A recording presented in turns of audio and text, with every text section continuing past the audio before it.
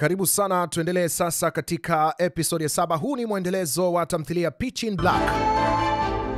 Burudani inaendelea, na kabla tuianze basi burudani katika episode ya 7, acha nikupatie ujumbe kutoka studio moja kwa moja. Basi hii itakuwa ni maalumu kwa wale ambao basi ni wapambanaji. Ikiwa uko popote pale na unaupata ujumbe huu vilivyo kabisa, nataka nikwambie, haijalishi umetafuta pesa kwa namna gani au kwa kiasi gani, au basi ulitumia muda mrefu kiasi gani katika kuwekeza unachowekeza, mimi nataka nikwambie, ikiwa sasa utaamua kuwekeza kwa kununua tu channel yako ya YouTube kutoka kwetu hapa, mambo mengi yataanza kuwa rahisi kabisa, kwa sababu utakuwa ukiingiza kipato kila mwezi na hautakuwa na tofauti na mtu yeyote yule ambaye ameajiriwa katika ofisi au biashara fulani.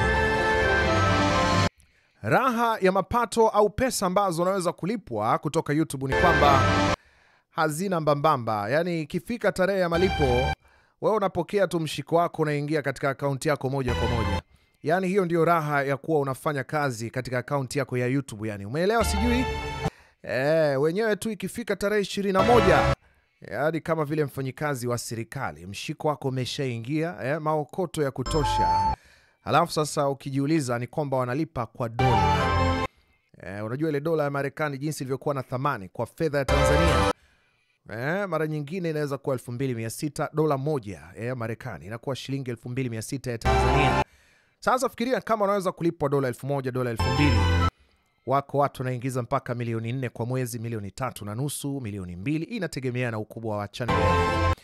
Na haijalishi basi unaponunua channel kwetu, si lazima wewe uende kuweka vile ambavyo mimi naweka. Yani si lazima uweke movie. Unaweza kuamua tu ukawekeza kwa kuweka hata vitu vingine unavyopenda. Vitu gani? Muziki, maigizo na kadhalika. Basi tunaanzia episode ya 7 namna hii. Huyo basi alikuwa ni Li Pingzi. Kama utakumbuka, mara ya mwisho alichukuliwa kupelekwa Mlima Hua, ambapo basi amekuwa akipata mafunzo kwa Master Yu Buchun. Kumbe ndio wewe basi ambaye ulikuwa ukijifanya mjanja, unanidanganya tu. Sasa hapa alikuwa akipambana na Laude. Katika kupimana nguvu kidogo, alimtazama hivi, akagundua kiwango cha kijana kimekuwa na kimeongezeka. Lakini ndio siku ambayo pia panafanyika chaguzi muhimu katika sekta mbalimbali, ama basi katika makundi mbalimbali ya martial art. Unajua wanachaguaga na wao viongozi wao. Kwa hiyo leo basi katika kufanya tukio hilo, kunakuwa na kama vionyesho vya hapa na pale, ili kuonesha wale wanaochaguliwa jinsi ambavyo wamestahili kukaa katika zile nafasi. Tunamwona kiongozi mkuu wa shule 5 kutoka shule ya Mlima Song. Huyu anaitwa Zuo Lengchan, akiwa pale juu naye anatazama. Yuko pia pale madam mwenyewe ambaye basi anaitwa Ning Zongzi, ambaye ni mkewe na Yu Buchun. Yu Buchun yeye ni chief tu, ni kiongozi mkuu katika ile milima mitano zinapopatikana zile shule. Sasa hapa alitakiwa ashuke Li Huchong, na anatakiwa kwenda kuonesha onyesho lake akiwa pamoja na bibie Yue Lingshan, ama mimi namuita Shania. Kila mtu alikuwa akitazama pale. Wako hata wale 4 immortals ambao mara ya mwisho tuliwaona. Li Huchong bado anamtazama bibie Shania, anakumbuka jinsi walivyoachana na anampenda, lakini binti anampenda mwanaume mwingine. Akamwambia Shania, sasa jinsi anavyomuitaga binti alikumbuka mbali. Kumwambia upanga wako uko sawa sana. Haya, tufanye mechi moja basi. Sasa alikuwa yuko tayari. Binti hakusema chochote. Alikuwa yuko tayari kwa lolote. Yako mambo mengi yametokea, hawakuonana muda mrefu, na sasa dada muda mfupi wanatakiwa kuingia katika mechi ya namna hiyo. Ngoja tuone pambano lao litakuwa namna gani. Basi binti alipoanza kupambana alikuwa cheki na wowote, alikuwa anaonesha kwamba yuko vizuri na anapambana, hataki kujuana. Pale mbele ya kila mtu basi alikuwa anaonesha mapambano yale halisi. Kijana alichokuwa anafanya yeye ni kukwepa zaidi kuliko kushambulia. Lakini inaonekana ni kama basi inaingia katika kumbukumbu zao muda mrefu au kipindi cha nyuma. Wakati huo basi Li Huchong ndiye alikuwa akimfundisha binti Shania jinsi ya kutumia upanga wake. Unaweza kuona pia upande wa pili pale kuna binti yule ambaye tulimuona mara ya mwisho akiwa wanatazama wale Fireflies. Nafikiri utakumbuka juu ya binti anaitwa Yilan au Yilin, ambaye mara ya mwisho basi tulimuona akiokolewa asije akabakwa na Li Huchong. Lakini tazama, mapambano yakawa makali, binti acheki na wowote. Sasa angalia, wakati wanapambana design hii, binti alionyesha umahiri wa hali ya juu sana. Aliruka juu akatoa chini tena akaweka upanga wake attention. Maana yake yuko tayari kushambulia. Sema Choling huyu upanga wake unaonekana kama style anayoifanya. Sasa kidogo akazubaa kumwangalia binti, alikuwa anamshangaa naye. Kumbe binti basi anapomwona Li Pingzi, kwa sababu ndo anampenda, huaga na dua. Kwa hiyo basi Li Huchong akawa amezubaa, alichomwa upanga katika bega lake. Hii kidogo iliwashangaza wengi, hawakutegemea kama binti atafanya kweli. Hiki ni kitendo kidogo ambacho kiko serious sana. Binti amemtoboa kabisa. Maumivu aliyopata kijana sio ya kawaida. Hasa kila mmoja akiwa anatazama Shania atafanya nini. Binti naye pia akawa kama anajutia alichofanya.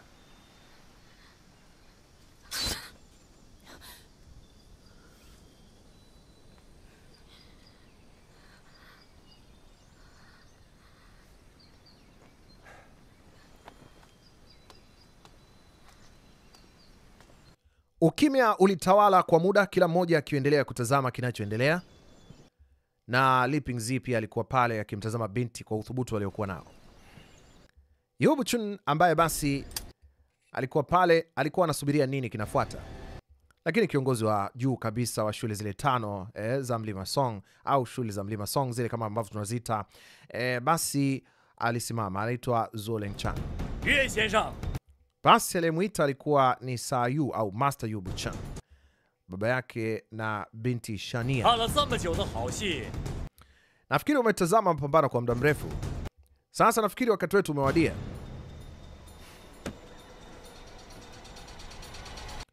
Sasa hii ni kama alitaka kumwoshea, kwa sababu nafikiri hawajawahi kupambana, lakini ni nafasi ambayo inawaniwa na wengi.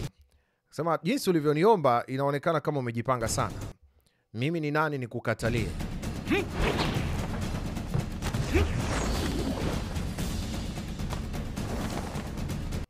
Alishuka kitaalam pale, na alipofika basi mara moja akawa yuko tayari kwa ajili ya pambano. Na basi tunaona Master Zuo au anamuita Lord Zuo, ambaye ndio kiongozi wao wa juu zaidi katika basi zile ngome au zile shule zote 5 za martial art.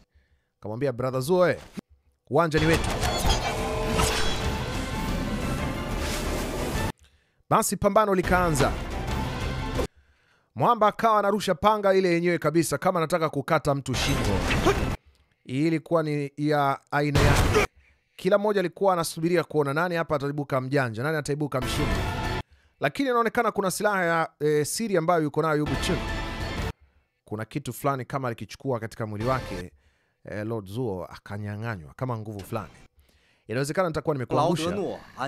Ulimweka Laude kuwa moja kati ya spy wetu hapa.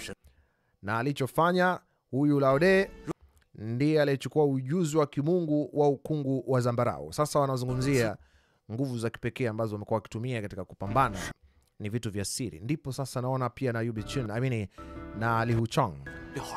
Li Huchong akakumbuka kwamba kumbe basi ndugu yake kabisa au mdogo wake alitumika kufanya kitu ambacho ametumiwa na mtu kutoka nje kabisa, yani anaitwa Lord Zuo, kutoka zile shule 5, zile shule 5 za Mlima Song. Akaenda kuiba kitu cha siri kwa ajili ya kuamua kuangusha ngome ya shule ya Mlima Hua. Watu wote waliposikia hii skendo ilikuwa mbaya sana kwa upande wa Lord Zuo. Sasa angalia, Yu Buchun alifichua siri hiyo, lakini baada ya pale upanga wake ukaongezeka kasi zaidi. Alijaribu kidogo kupitisha upanga wake, jamaa akakwepa. Wazee wanatazama kwa umakini mkubwa, na wengine walishangaa, hawa mbona kama wataka kuuana. Sasa hii yote ni katika kuonesha kwamba nani anastahili zaidi kukaa katika hiyo nafasi. Hata vijana walipokuwa wakitazama hawakuamini wanachokiona, na hususan Li Pingzi ambaye basi hakudhani kama kwa namna yoyote ile Yu Buchun ni mtu mwenye tamaa. Ina maana bado amenikasirikia tu jamani, au bado una hasira na kaka? Binti anaongea kwa sababu anampenda kijana, lakini kijana ameshaanza kuwa na fikra zingine. Pambano likawa kali, basi wakaanza kupigana panga za kufa mtu, panga sio za kawaida. Sasa angalia, Lord Zuo anajaribu kupeleka upanga wake zaidi, lakini nguvu hana. Inaonesha Yu Buchun alimuoneshea basi kwamba mimi ndio mimi, chochote unachoweza kufanya utaweza. Amuuliza, umejifunzia wapi nguvu hizi? Umejiwezeshea wapi kufanya hivi? Angalia style aliyoitumia, alipitisha mwanga tu katika macho ya Lord Zuo. Lord Zuo chini. Kuna kitu alifanya pale sio cha kawaida kwa kutumia zile nguvu ambazo basi zinaitwa Violet Divine Skill, ambao kwa Kiswahili unasema ni ujuzi wa kimungu wa ukungu wa zambarau. Nguvu alizotumia hazikuwa za kawaida. Kumwambia brother Zuo, sasa yaonesha sasa wewe ni kipofu. Je, bado unataka tuendelee kupigana? Au unatafuta sasa kiongozi wa ni nani atakayekaa katika nafasi yako? Watoto walipomuona walishangaa kwamba ghafla amegeuka kuwa kipofu. Hii imekuwa kwa vipi? Ghafla imefanyika namna hiyo. Alianza kumind. Akasema mimi ni mtu ambaye ninasema na ninafanya ahadi zangu. Kwa kuwa umeonyesha uwezo wa hali ya juu sana ya kwamba umenizidi mimi, kuanzia leo basi wewe ndiye utakayekuwa ni kiongozi mkuu au mwalimu mkuu katika shule zote 5 za Mount Song. Wazee wote wakadua. Hii nafasi amepewa mtu kirahisi tu, ghafla tu imekuaje tena? Kila wakimtazama Lord Zuo hawaamini. Basi Yu Buchun akasema mimi nilikuwa najaribu tu kufanya kile ambacho naona naweza. Sikudhani kama basi brother Zuo kidogo nawe pia ulikuwa na ujuzi wako, lakini kidogo kama nimekushinda hivi. Ingawa pia ulionyesha uwezo wa kupitiliza, ni kama vile ulikuwa umepania. Sasa mimi wasipendagi sana kutokujisikia vizuri ikiwa kama mtu ameonyesha uwezo wake na mimi nitaonyesha wa kwangu. Lakini imekuwa vipi upanga umeingia katika macho? Hebu tuongee vizuri. Mimi naomba basi asamehewe asije akauawa. Watu wakasema sawa. Basi Master Yu pale akakubaliwa, watu wote wakasupport kwamba yeye ndio awe kiongozi mkuu wa shule zote basi katika milima ile 5. Hii kidogo ilimshangaza hata Li Pingzi, hakutarajia. Wazee wakaona okay, basi kama ndivyo imekuwa tena, haya sawa. Na hiki ni cheo cha juu sana. Haya jamani, mimi kama mmeamua kunichagua sasa nitawezaje kukataa? Mimi nafikiri tutaanza kutengeneza upya kila kitu na kuanza kwa tatua yale ambayo hayakutatuliwa, yale yaliyoachwa akawa tu yanasubiri nani wa kuyafanya. Mimi nitaanza na hayo. Akawatazama pale wote akasema sasa kuanzia leo yale majukumu yote ambayo yanaendelea kufanyika au yaliyobaki pending atayafanya mzee Mo. Kutokea kaskazini kule tutamwacha Li Huchong aendelee kushughulika nako. Lakini pia kuhusiana na shule ya Mlima Tai, huyo nafikiri majukumu yote yatakuwa yanaendelea kuwa chini ya Yu Qing pamoja na Yu Yin. Tumewaona wawili pale. Anasema lakini pia majukumu yote ya shule ya Mlima Song nafikiri sasa, kwa sababu brother Zuo kwa sasa hawezi na kuona, basi amepoteza uwezo wa kuona. Nafikiri hii itakuwa vizuri zaidi tujadili ni nani atakayesimamia hilo. Akamtazama brother Lu, ulikuwa na maoni gani? Na brother Gao, ulikuwa na maoni gani? Au basi tuwape nyinyi shule ya Mlima Song, au unasemaje brother Zuo? Wewe una maoni gani?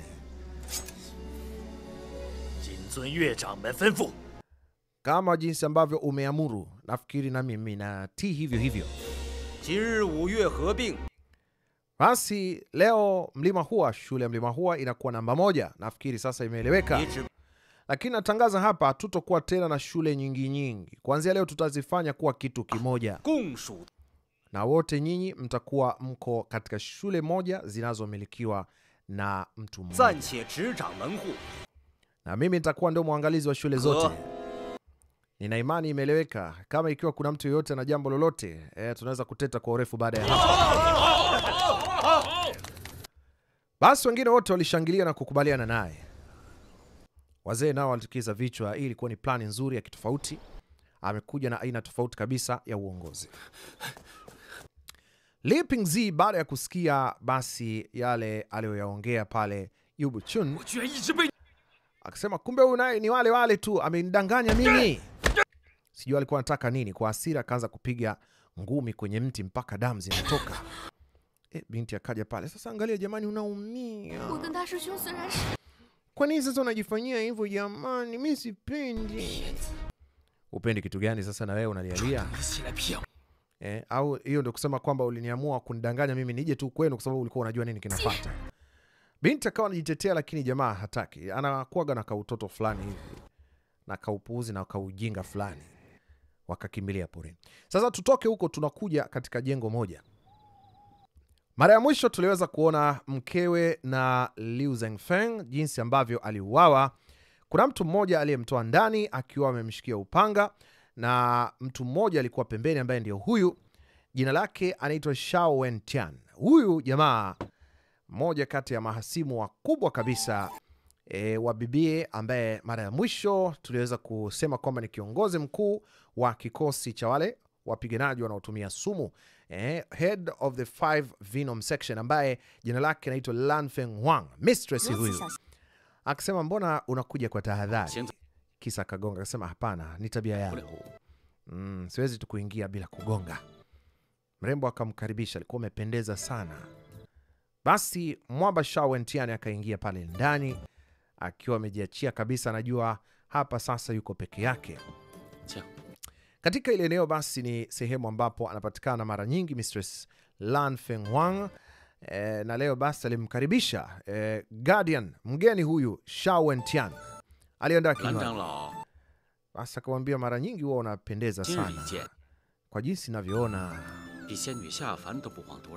yani ni kama unakuwa ua, yani kama vile unang'ara, unapendeza. Akamsifia sana, akamwambia, bwana, kwa nini unaongea sana? Hebu kunywa kidogo. Anasema haina shida. Basi kwa sababu nimekukosea, acha nijiadhibu kwa kunywa. Katika mkono wake palikuwa na jeraha.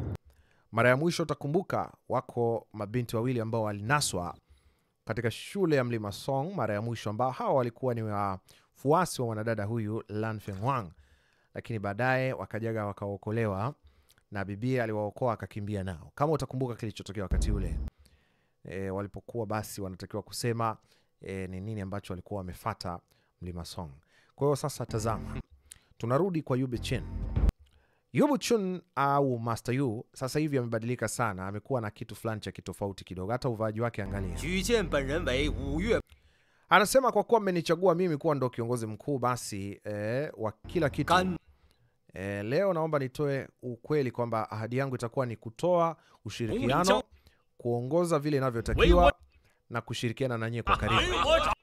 Basi walishiriki kumshangilia na kumpongeza kwa kila kitu, na walimfurahia kwa sababu ni kiongozi mpya ambaye anaonekana ana dira na anajua anachotaka kufanya. Sasa tazama jinsi ambavyo anafurahia ile nafasi, anaonekana wazi kabisa ni kitu ambacho alikuwa anakitamani kwa muda mrefu sana. Tunarudi tena sasa kwa mara nyingine huku. Nilikuwa nataka nikuulize, kwa nini sasa umenialika hapa?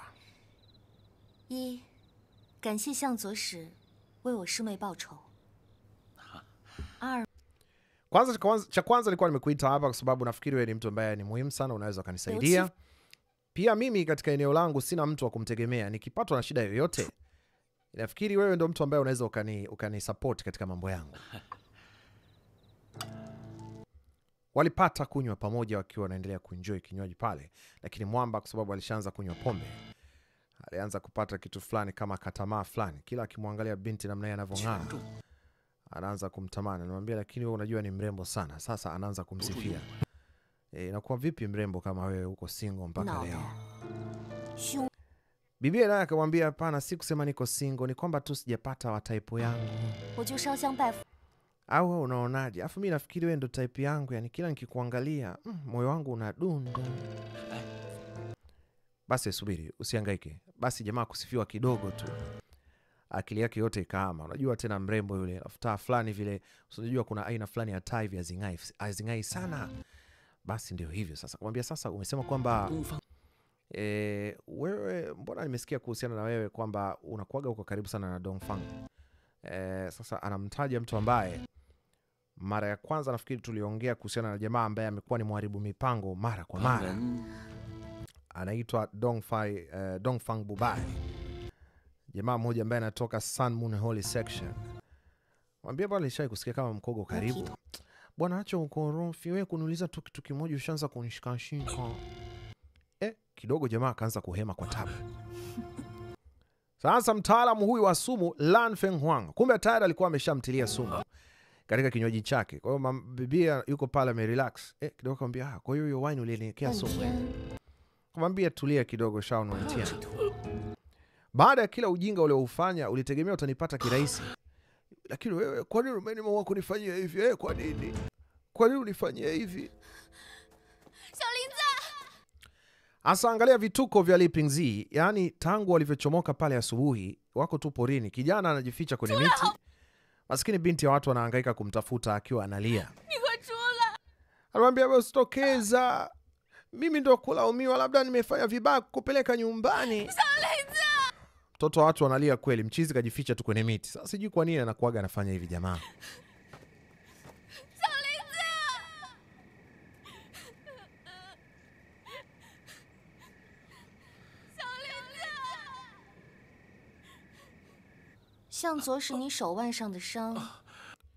Basi binti ilibidi kumkumbusha bwana mkubwa kile ambacho kimesababisha akayafanya yote haya.